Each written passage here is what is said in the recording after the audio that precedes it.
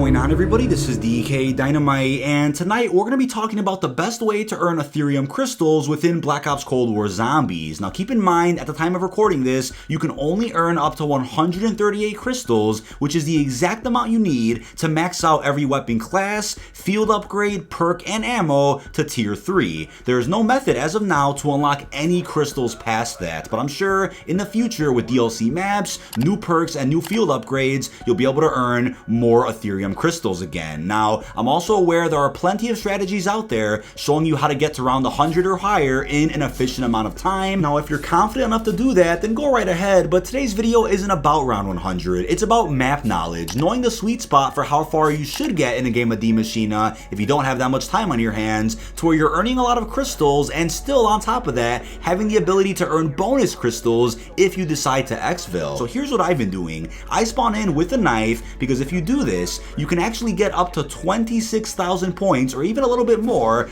by round 9. Just knifing the zombies up until this round is extremely efficient since you get 115 points per kill, which is more than you'd get for shooting. The point system in this game is a bit more frustrating on co-op than it is solo, since the new point system is about the kills that you get, not the damage that you're doing to the zombies, as we were used to in Black Ops 3 and iterations before that. Black Ops 4 is one that started to change, but Maschine takes it a bit farther with just how the points work. So do nothing but knife until round 9, you'll get a lot of points. Also make sure you're picking up stun grenades and maybe even tomahawks off of the dead zombies. You can even buy stun grenades using salvage, using the craft table right here at spawn. Stun grenades will really come in handy for an upcoming moment, just as you're about to see. But once you hit round 9, save a zombie and look at all the points that you have. Start buying doors, buy stamina up along the way, buy a spaz shotgun right there by Juggernog as well. And here's the thing, right? I know the box could be tempting because if you get a ray gun, you'll be set forever essentially, but save your points. Pick a wall weapon, because with the way Maschine works, you can make any weapon overpowered even on a high round by triple packing it and upgrading its weapon rarity using salvage. So the weapon almost doesn't matter too much, but yes, I know the ray gun is very damn useful. So if you guys want, you can do the coffin Easter egg, break dark ether crystals, see if you get lucky and get a wonder weapon or a ray gun from that, and you'll be set. But if not, don't waste too many points spinning the mystery box. Just buy a comfortable weapon that's as good as the spaz and go from there. Of course, turn on power, turn on the pack-a-punch, and then from there use some of your points to pack-a-punch your weapon at least once. Get a few perks or so if you so please. Now once the Megaton does spawn in, feel free to stun him. Here's a really interesting strategy. Stun the Megaton boss and go up to him with your knife and look at how quick you can actually kill him. Or I should say, look at how quick you can damage him to the point where he'll send out his twins. So once the twins are out, shoot him with your upgraded spaz or whatever weapon you have at this point, and you can very quickly kill them. Just look how efficient the stun grenade was at that point. I would say for high rounds though, definitely run a stim shot, because stun grenades are a bit useless at some of the higher rounds, but for a round as early as 10 or 11, stun grenade ain't gonna hurt, especially when going up against a Megaton. Now, the knife stops being useful at round 13, which is when I personally decide to trade it out for the free Die Wonder weapon. The quest is so easy, and I have a guide down below in the description in case you guys are interested. And the thing with that too is, look, if you have more patience and you want to use a knife forever in your game, you can actually do that since you're able to pack-a-punch the knife in Black Ops Cold War Zombies. Again, you can make the knife a one-hit for much higher than round 13 if you pack it, but I personally wouldn't do that. If you guys want to, that's totally fine. I know there's a Dark Ops for actually exfilling by using a knife only, so maybe that's your cup of tea. I actually did that Dark Ops yesterday and it was quite fun. But here's the thing, at this point I have a pack spaz and the free wonder weapon. You want to make sure you keep the pink bunny door locked here at spawn to ensure this area remains a good training spot. Now's the point where you can start farming more kills, burning more rounds, and earning lots of points in salvage, which is the stepping stone to unlocking a lot of Aetherium crystals. Bear with me. You definitely want to make sure you have quite a few get out of jail free cards on deck, and guess what? There are quite a few of them in this game. If you thought Dying Wish was a crutch back in Black Ops 4, then just wait till you see the get out of jail free cards that are in this game. So the Ether Shroud is definitely a good start. I've upgraded it to max, and it turns you invisible once you pop it. So if you get cornered, take it out, and if you upgraded it to tier 3, it'll actually teleport you a couple of feet away in the other direction. So definitely a must have, or you could run the Healing Aura if you prefer to watch your health that way. Healing Aura is probably better for co-op gameplay though, reviving your teammates, similar to Extinction situation with the healing aura you had around yourself where you can just revive all your teammates that go down. But all the field upgrades, to be honest, are quite good when you upgrade them all to max, but I personally say the Aether Shroud is one of the best to use. I would also say stim shots for higher rounds are a must, as I said earlier. Again, health is really important when you get to a higher round, even when it's around 40 or 45, it gets tough. I would say the Tomahawks are also a lot of fun to use and are the only good lethals worth having. You know, you could like Semtex or C4, that's totally fine, but the Tomahawks are just so easy to use. I've been a fan of Tomahawks since the Black Ops 1 days, so you can definitely see why I always run those. Now the Chopper Gunner is such a helpful kill streak to have as well, since you can very quickly pop into it if you get a tough situation or simply want to burn through a round quickly when some of the bosses spawn. You want to make sure you're using your salvage accordingly though. Definitely get tier 3 armor whenever you can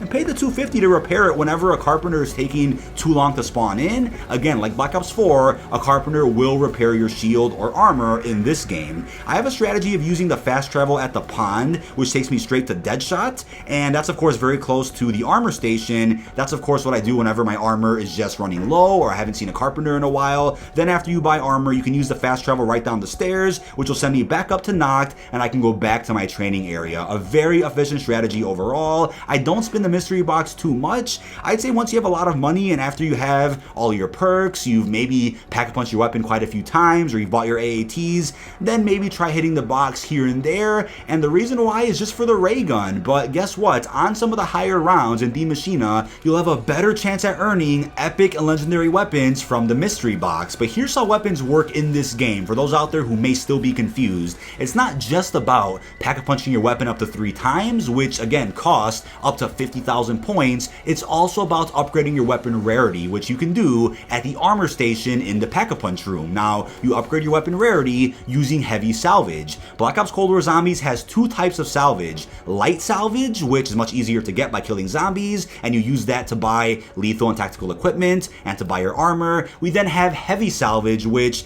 you still get every round when you kill zombies, but is a little bit more rare than the light salvage, and you use that to buy kill streaks and to upgrade your weapon rarity. So in my game, for example, I have a spaz that I bought off the wall, and it's of course blue. I'm going to turn it to purple, which is of course epic, which is going to cost a couple hundred of the heavy salvage. That's totally fine, but as you guys will notice, it then costs 1,000 more heavy salvage to then maximize this spaz and turn it into a legendary rarity weapon. You could do that if you want, it is totally fine, but when you get to a higher round, like I said, it's probably more worth saving that heavy salvage for kill streaks and instead spinning the box, wasting some points, and trying to get an orange or purple weapon from the box right there. I could even get an orange spaz from the box while I already have a purple spaz in my hands. That's how it works. So it's probably more efficient to spin the box on a higher round, get an orange weapon, then spend your points on triple packing it or whatever it is you want to do, then saving your heavy salvage for the get out of jail free cards like a Chopper Gunner or a War Machine, whatever it is that you guys prefer. That's how I would play a game of Black Ops Cold War Zombies, but it's totally up to you. Now, if you're familiar with the main Easter egg or even some of the Wonder Weapon upgrades, feel free to do some of that since that'll definitely help you for some of the higher rounds. I recommend the electric variant of the Die Wonder Weapon. Again, I have all my guides linked down below in the description, and now comes the decision making. So here's how Aetherium crystals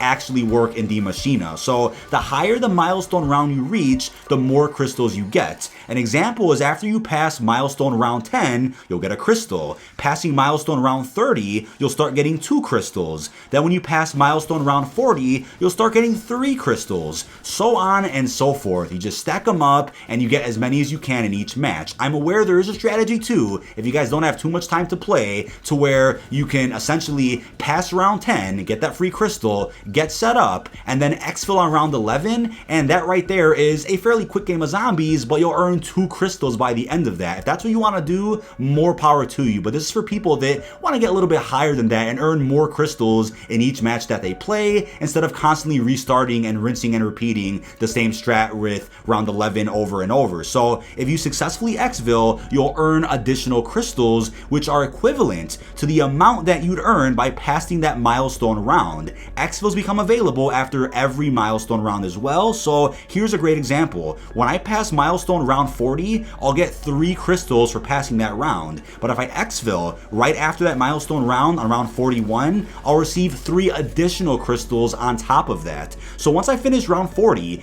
I'd have earned a total of 11 crystals by that point in the match. 1 crystal for passing round 10, 1 for passing round 15, 1 for passing round 20, and 1 for 25. Then 2 crystals for passing round 30, 2 for 35, 2 for round 40, but if I exfil on round 41, I'll have 14 total crystals thanks to the exfil bonus for that round. Hopefully that makes sense to you. If you're still confused, please drop comments down below and I'll clarify it even more than I already have. It's all about stacking your crystals, which you can do and then die, you'll still get the crystals, but if you exfil, you'll get a bonus on top of that, which is definitely worth it. Crystal glitches are very, very real in the zombies community right now. I'm aware that people out there are hitting milestone rounds, getting even to round 100 and aren't getting crystals. There are glitches in the game. I'm fully aware of that and I'm sure they'll all be fixed in no time. There's a lot of currencies to remember for new players that enter Black Ops Cold War Zombies. Like I said too, you again have to worry about Aetherium crystals, lights, heavy salvage, your points, your ammo mods, right? Perk upgrades. There's a lot to remember and I'm aware of that, but once you actually understand all of these systems,